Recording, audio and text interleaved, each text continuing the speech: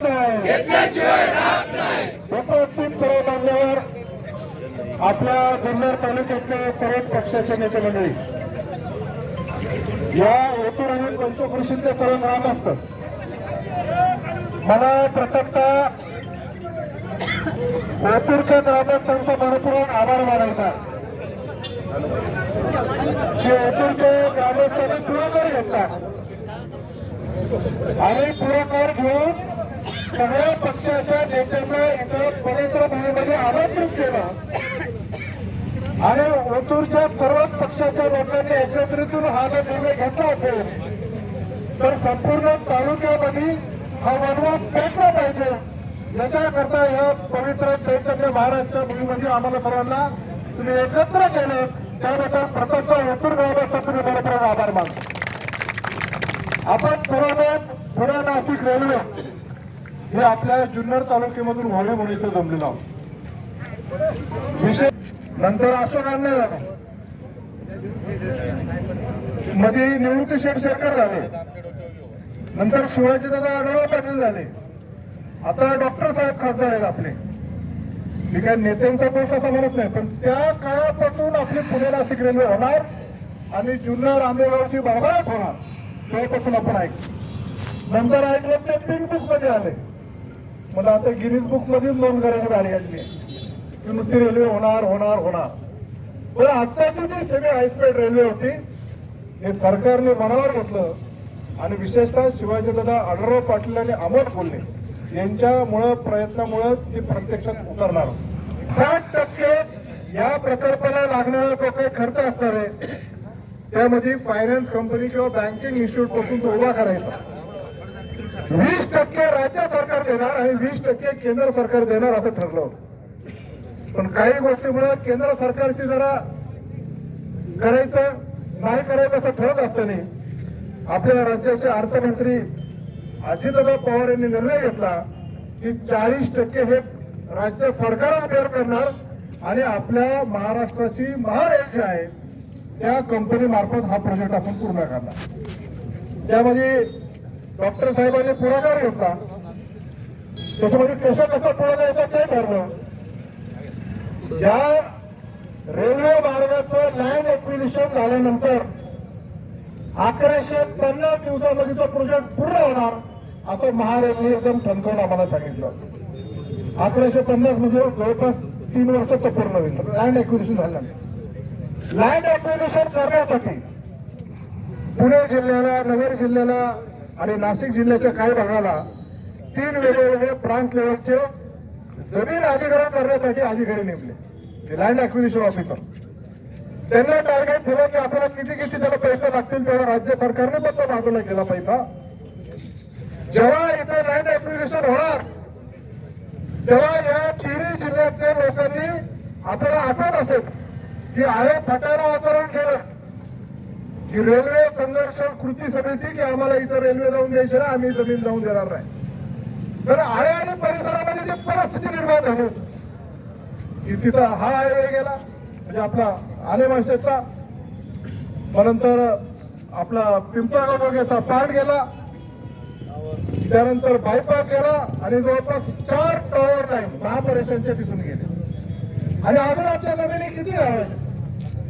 त्यांचा अत्यंत तीव्र विरोध तिथं होता, तिथं होऊन देऊ नका, आमच्या जमीन जाता येते. त्यानंतर त्या सगळ्या लोकांबरोबर ज्यांच्या जमिनी जातात त्यांच्याबरोबर खासदार साहेब आणि या लँड एक्विजिशन ऑफिसर आणि रेल्वेच्या ऑफिसर बरोबर चर्चा झाली.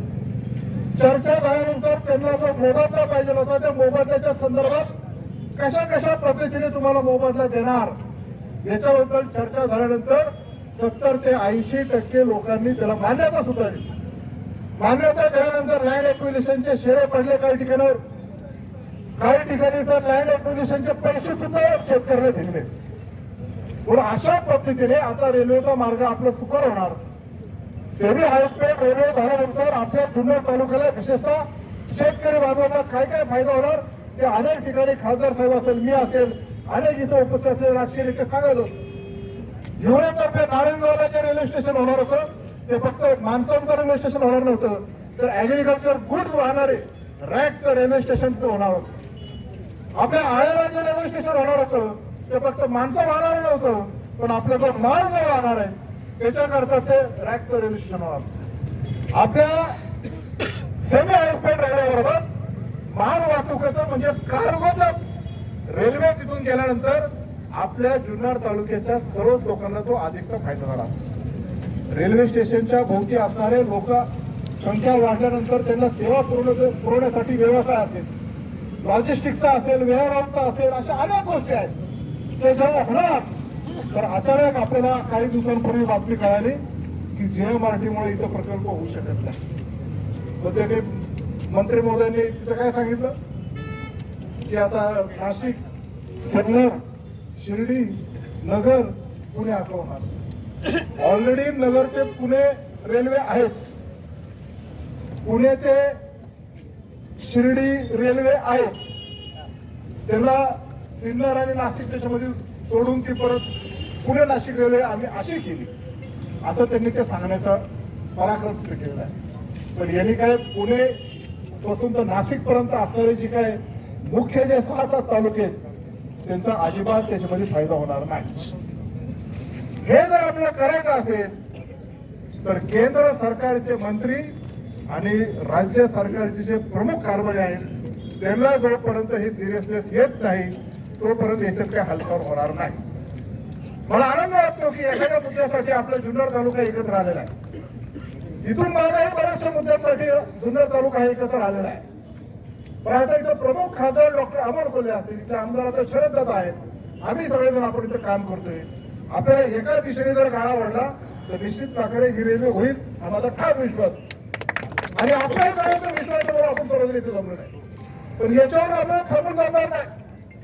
आपल्याला खासदार साहेब, आमदार साहेबांची वेळ घेऊन एक मोठ्या प्रकारचा सर्व सरपंचांना एकत्र घेऊन गावागावच्या लोकांना जागृत करून एक पुढच्या 8 ते 15 दिवसामध्ये मुख्य जो पुणे नाशिक हायवे आहे मग तो कुठं बायपासला म्हणा, आळेपाटा चौकात म्हणा, चाळघोडीच्या टोकाकर म्हणा, कुठं ना कुठं हजाराच्या संख्येने जमून ठरवून सर्वांना एकत्र करून तो हायवे कमीत कमी अर्ध्या दिवसासाठी तरी बंद केला पाहिजे. आणि परत आभार मान अनेकांच्या सोशल मीडियावर मी पोस्ट वाचतो, रेल्वे तिकडे होणार मग इकडे कशाला आंदोलन करतात, तर त्यांना काही इकडे आणायची तसं नाही. ही सुरुवात आहे आणि सुरुवात कोथरूडकरांनी केलेली आहे. ही जी सुरुवात आहे ही आपल्याला आता थांबवायची नाही. ही संपूर्ण तालुका आपला एकवटाचा आहे आणि मुख्य पुणे नाशिक हायवेला एका ठिकाणी आपल्या सर्वांबरोबर चर्चा करून खासदार साहेब आणि आमदार साहेबांची वेळ घेऊन आपण सर्वांनी त्या दिवशी आपण तो आंदोलन आणि चक्का जाग हा केलाच पाहिजे. याच्यासाठी आपण सर्वांनी एकत्र